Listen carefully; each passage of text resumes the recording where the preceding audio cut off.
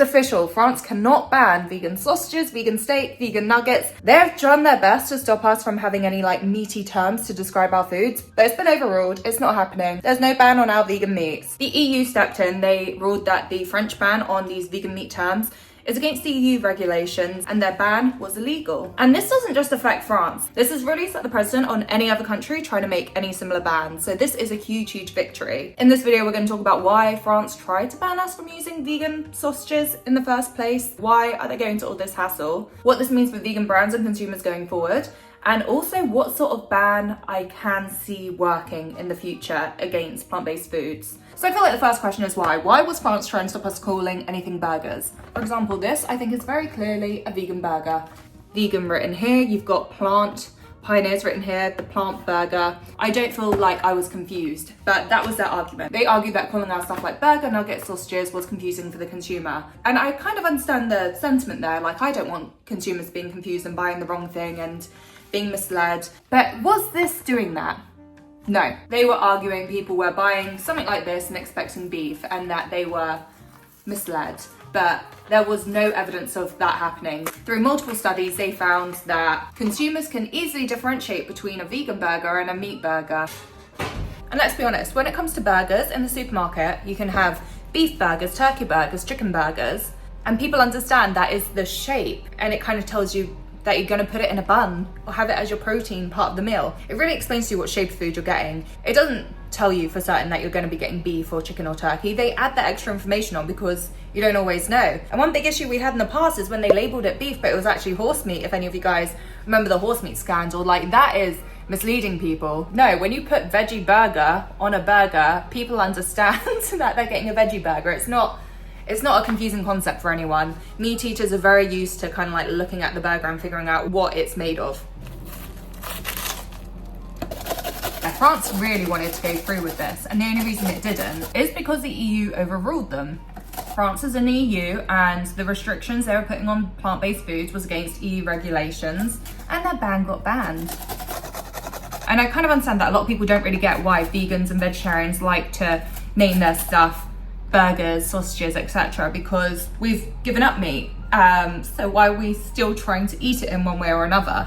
I understand that can seem a bit backwards if you're not a vegetarian or a vegan, but generally we don't go veggie or vegan because we don't like meat. We actually give it up because we don't like the ethical implications, whether or not that's the animals that are suffering or the environment that is being destroyed based on our current meat consumption levels. It's not sustainable, and it's not kind or compassionate. There's nothing about the modern meat industry that we really want to be a part of, but sure, we actually might like the taste of sausages or chicken or whatever else, you know. We might like joining our family for a roast dinner and having a plate that isn't only full of vegetables and gravy, you know. The fake meat helps us transition and keep creating the foods we are familiar with, the foods that we grew up with, foods that we find traditional, but in line with our morals, which may have changed over the years. We learnt more things about like the environment and modern farming, and we decided we didn't want to be a part of that. And if we can do that and still eat the foods we grew up on, why wouldn't we? I'm sorry that we're enjoying things that are making our lives easier and making the planet a better place. And people who don't really get that tend to just hate vegans and just want to see us suffer. I'm just making a little like carrot red cabbage slaw here with a mustard dressing. I'll leave the recipe down below, but this is just to have with my burger, my vegan burger. Perfect.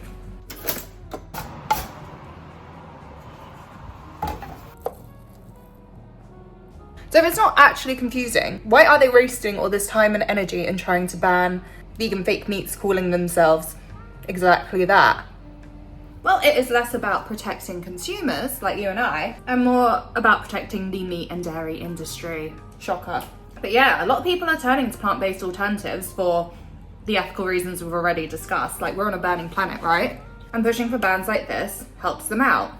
I always think that when people go vegan, there's like two things going on, right? They need to believe in the message. I think a lot of people do find that it makes sense and do understand the cruelty and the ridiculousness of modern industrial farming, but they also need convenience. They need it to be really easy to switch. So they need the will and they need the ease. And for everyone, there's just a certain point where that hits. There's a sweet spot for everyone, you know, like I went vegan in 2007. I had just a big will to go vegan, and it wasn't necessarily the easiest thing, but I did have support from like my parents, which made it a hell of a lot easier. So there were still like barriers in place there. It's just always a balance of these two things. And whilst we're spreading the word on how like the world kind of needs more people to go vegan, and trying to campaign for like more vegan foods in the restaurants and support the launch of plant-based meats, which do make it easier for people to switch to a vegan diet, the other side has spread misinformation about the vegan diet, keep going on about like how you won't hit any protein goals on our diet, which has no data to back it up. It never has, it never will. And on these are things they need to make it more difficult. And a way to do that is make us stop calling vegan burgers, force us to call them soy discs, which is just not as appealing. It's about as appealing of calling a beef burger a cow disc. You know what I mean? Like, it's not necessarily that vegan food's unappealing. It's about just people wanting to pick up what they're a bit more used to. And when you stop us from being able to do that, it makes it harder and less appealing for people to go vegan, which is exactly what they want. Because the more vegans they get, the less profits the meat and the dairy industry get. They don't care about animals, they don't care about the environment, they just care about their bottom line. And I'm sick of the world being run by the big companies' bottom line. That's not my priority in this life, for them to make record profits every year. I don't want that. Oh, what a nice little lunch. And basically this ruling does not just impact France. There are lots of countries that have tried doing this or something similar. And this has set the standard, right? It said, you can't ban us on the grounds of confusion unless you can prove there is confusion. And it's just not going to happen because people aren't confused. And I think they've really struggled to fake that. The Czech Republic, for example, were looking to do something similar, and they've totally just like halted it. They're like, we're not wasting our time trying to ban these foods because they've understood that it's a losing battle and it's a waste of resources. Like, since France lost the case, the French government now has to cover the legal fees of all the brands and organisations standing up for like the plant-based rights of it all. So it's left France out of pocket, and it's really helped out the companies that have actually taken a financial risk in trying to fight this in the first place. For plant-based companies, it means that they are getting their money back from the legal fees. It means they're probably not going to have to waste more resources faffing about this in every other country. And they don't have to relabel everything and rename everything. Like, I know I joke that the meat industry wants us calling burgers soy discs and sausages lentil tubes, but that was never going to happen. It was just going to be a case of like misspelling things. Like, instead of having turkey, had like turkey alternatives, or instead of chicken, you get chicken or something like that. You know, like, they've been doing this for a while. Like, this is how we get around it normally. We just purposely misspell stuff. Like, for example, in the UK, you can't use milk for something that's not come from an animal. So this is milk with a like censored stop in the middle. Oatly have famously battled this out in the courts, and they are now an oat drink instead of oat milk. Yeah, the UK's Court of Appeal said that only traditional milk derived from animals can use the word milk, and plant-based alternatives like those produced by Oatly cannot. And the whole ruling around this was also confusion. And I do wonder if this ruling will maybe reopen up that case here in the UK.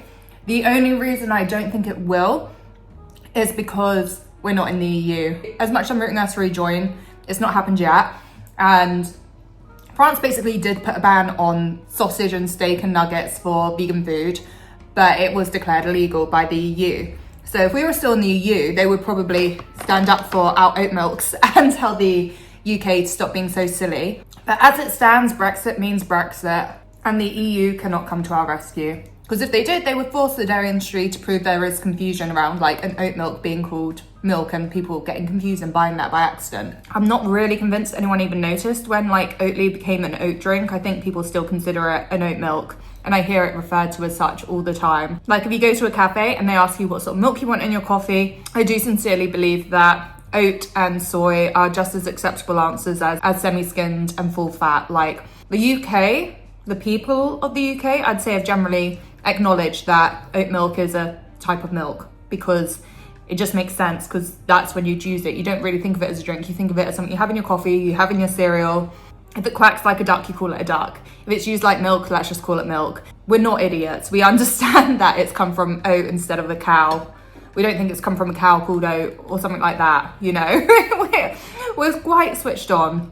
And to even suggest that we're getting confused by it is just kind of insulting, to be frank. And I would love to see if it has done anything to hurt the sales of non-dairy drinks. But in summary, I feel like with these legal cases, it does just need to all be rooted around whether or not there is confusion, which kind of brings me on to what I believe the next court case will be, which will be like same but different. And if you watch my M&S video, you probably know where I'm going with this. But M&S are kind of like leading away in a trend of supermarkets relabeling their vegan launches and reshelving them. So M&S have changed the packaging on a lot of their vegan products to make them look less vegan. And I think this one's more the issue, is that they're also moving these products to be alongside their meat alternatives. So if I want a vegan chicken product in M&S, I have to go in the chicken aisle and look at the chicken products and find the vegan one there. If you're after vegan chicken, are you off to the vegan aisle? Nope, chicken aisle. And the packaging is less, I'm vegan than it used to be. And I think there might be grounds for that causing consumer confusion, because I know a lot of vegans have been quite frustrated by it and kind of confused in the sense that we don't know where we're looking for our products, we don't know where to find them, and we're getting frustrated. But that's the key part. It's like, well, are we annoyed, inconvenienced, frustrated, or are we confused? It's going to be an interesting one. And if there is grounds to prove that it's confusing people, there is a chance that our vegan alternatives can be banned from being placed next to the meat ones. And I think that would be interesting, and I'd be curious to hear what the data says on that. Like, I quite like the idea of vegan sausages being placed next to meat sausages, as long as that's not the only place they're put. I still want our little vegan section, but if they threw out some vegan alternatives which were competitive price-wise on the shelves next to the meat ones, why not? I think as long as it's clear that it isn't a meat product, that it is a vegan product, that it's kind of there just as an alternative for people to think, same price, might give it a go, you know? I think that'd be good. As always, I would love to hear your thoughts. Did you think if France actually got to ban us calling stuff sausages and steak, do you think that would have actually had a big impact on the rise of vegans in France or the rise of vegans globally? Or do you think we would have just misspelt stuff and be fine? It would have been a bit faffy, but would it have an impact, you know? But yeah, that is it for today. I am going to be starting filming a What I Eat in a Week tomorrow. It's going to be very veg vibes, kind of like health foods, detoxy. There's going to be a juice cleanse. It's going to be a bit different, so I'm looking forward to sharing that. So I'll see you guys on Saturday for that. We're leaving the every weekday uploads behind in January. Going forward, there'll be a new video every Tuesday and Saturday. That is the new schedule. So I'll see you then. Bye. Mwah.